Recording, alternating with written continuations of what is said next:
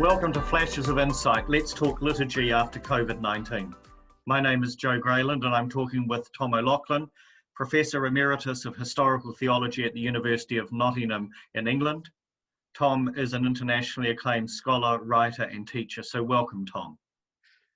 Joe, it's great to be with you. It's fantastic that I'm sitting here in the Northern Hemisphere. You're sitting down there in New Zealand.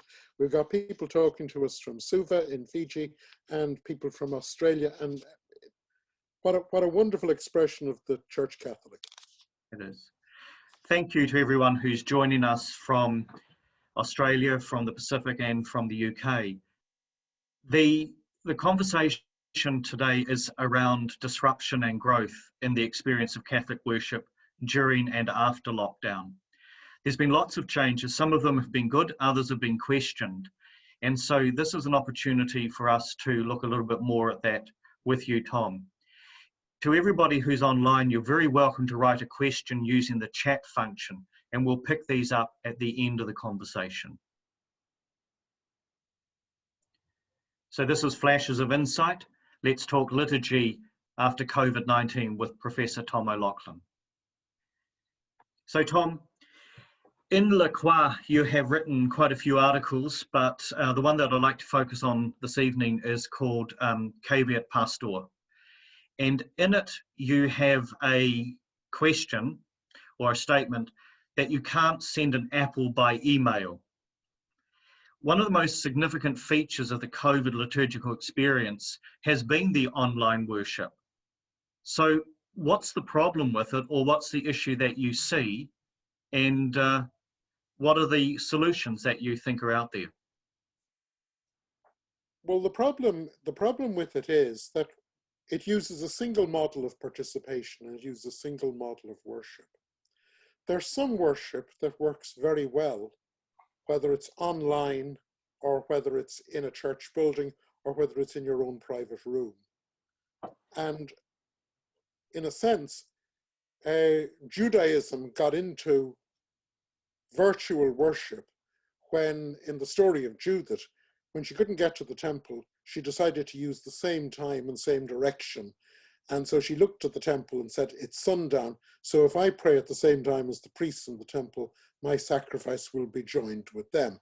So there's a perfect example of how prayer can take place across the bounds of space and time.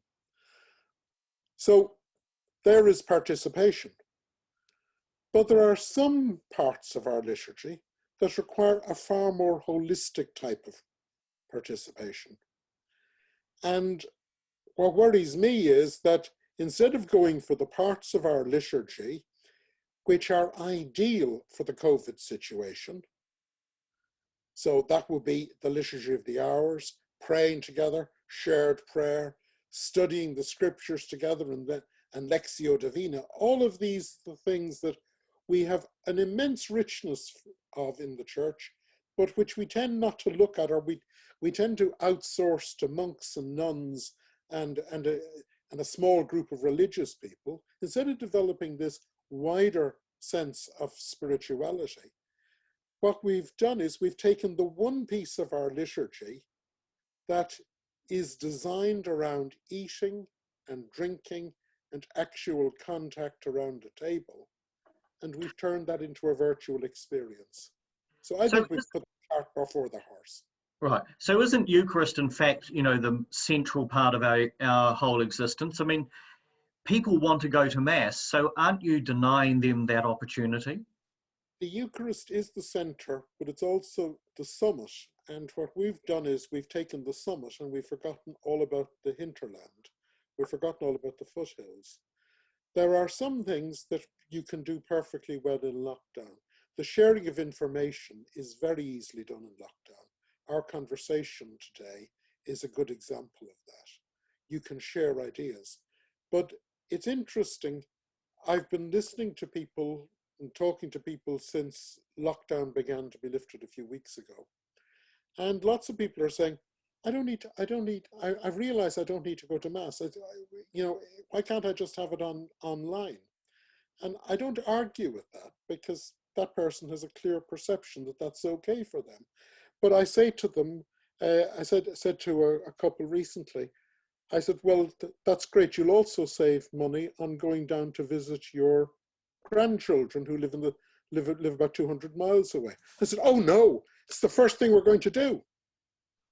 But I said, you've been talking to them on Facebook every day. Oh no, I have got to hold my grandchildren.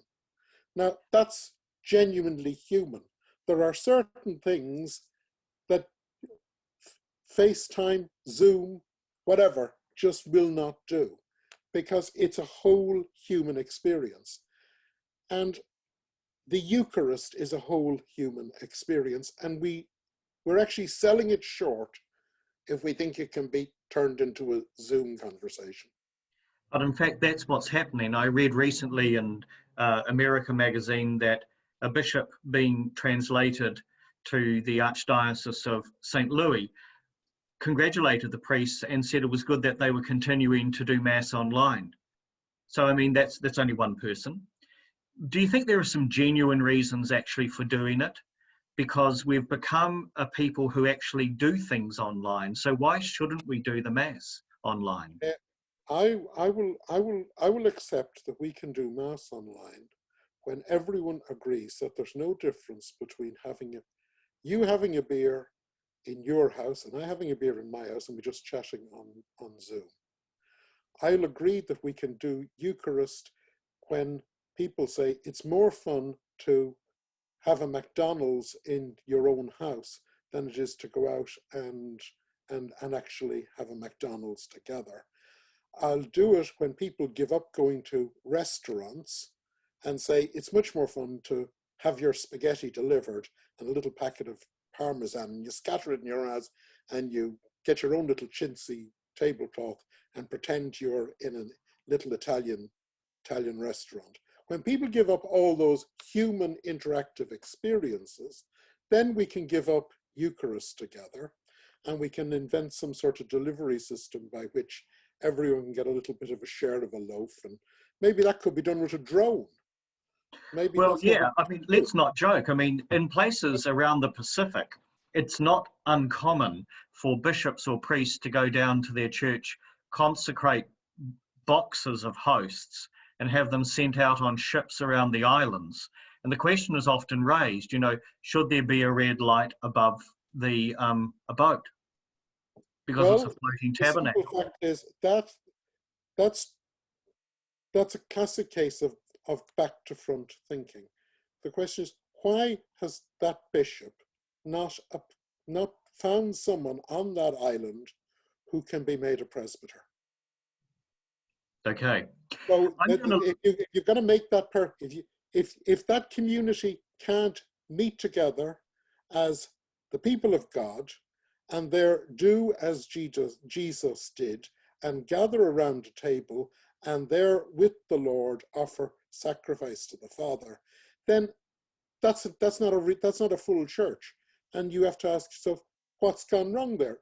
Has the theology of the Eucharist being supplanted by some practical theory about who can be a presbyter?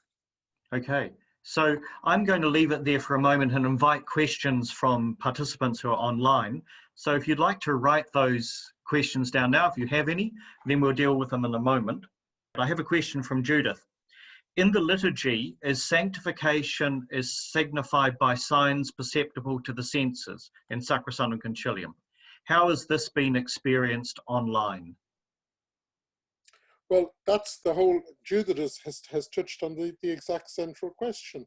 One of the signs that we perceive with our senses is we perceive being together. It's this need to be together. And I'm very worried about the idea that we are sensing that that couple that I mentioned a few minutes ago that were just dying to drive 200 miles to hold their grandchildren. It just wasn't good enough to have it. They wanted to actually have the sense perception of being with their children or their grandchildren and being a family together. That's actually real sense perception. And that I don't think we will. I think we would change our whole humanity if we changed that. But Okay. but we're not quite, there's no longing to be actually back with the community together, to be back beside our brothers and sisters who are in Christ, and actually being with them, to be beside them, to chat with them, to sing together, to be joyful together. So maybe church has stopped being a real community, and maybe it's become our religious ideology. I think COVID is revealing some very deep problems we have. I agree, but I'm going to go on to a question from Elizabeth. What are your thoughts on the uptake of doing liturgies using the readings of the day's Mass at home and making a spiritual communion? Well, the problem is every time we pray, we make a spiritual communion.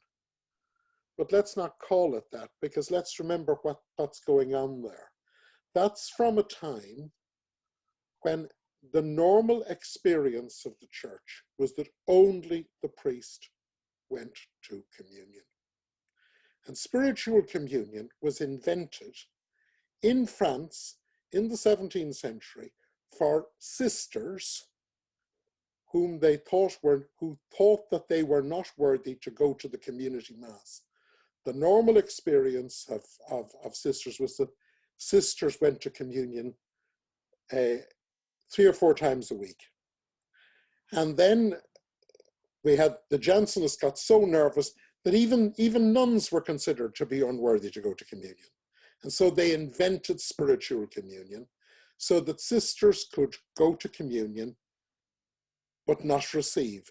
It's tied up with notions of purity. It's tied up with notions of unworthiness and sinfulness. It's a dark past belonging to the type of moral theology that we left long ago, and which is actually completely at odds with what Vatican II was trying to do. Thank you. So there's a first part to that question, which is using the liturgy of the readings of the day, and I presume you'd agree with that. So I'll move on then. Sophie has brought a question. How can we encourage more people to come to know and love the Liturgy of the Hours? And she says it's a missed opportunity. So what do you think? Why does the Liturgy of the Hours not work? Or how could it work better? I think I totally agree. It's a missed opportunity. The Liturgy of the Hours is the fundamental bedrock of the theology of Christian prayer, that throughout our lives we're seeking to sanctify our work with prayer and to realize our prayer with work. So the Liturgy of the Hours is very deeply embedded in our notion of incarnation, and it should form the bedrock for all our other liturgy. It's interesting that the Liturgy of the Hours is not thought of as a Christian thing, and yet there is a Liturgy of the Hours in Islam. Yeah. And we just take that for granted. And it's amazing that Islam has actually preserved something that used to be part of Christian experience. So what we need, there is another problem. The present Liturgy of the Hours, as published for the Roman Rite, is a very complex liturgy. You need to know how to use it. It requires big books. It requires time. There's an awful lot of psalms in it. I think far too many for everyday use, unless you're in a community that can run the Liturgy of the Hours and do it properly and do it very elegantly. Then it becomes something very valuable. But thanks, Tom. I'm just going to move you on to another question, if I may, which is, Dave said, is our problem that we have equated receiving communion with the celebration of Eucharist? I think so. I think the number of people who say they're not worried about. I'm intrigued by the people who've been worried by the problem during the lockdown. They've always emphasized getting communion, receiving communion. I'm only hearing very small noises on the edge saying, I'm missing being with the community. It's the Eucharist. we have reduced the Eucharist almost to a commodity, the ultimate, most sacred commodity, but a commodity nonetheless. It's a commodity called communion. This is Flashes of Insight, and we've been talking about liturgy after COVID-19.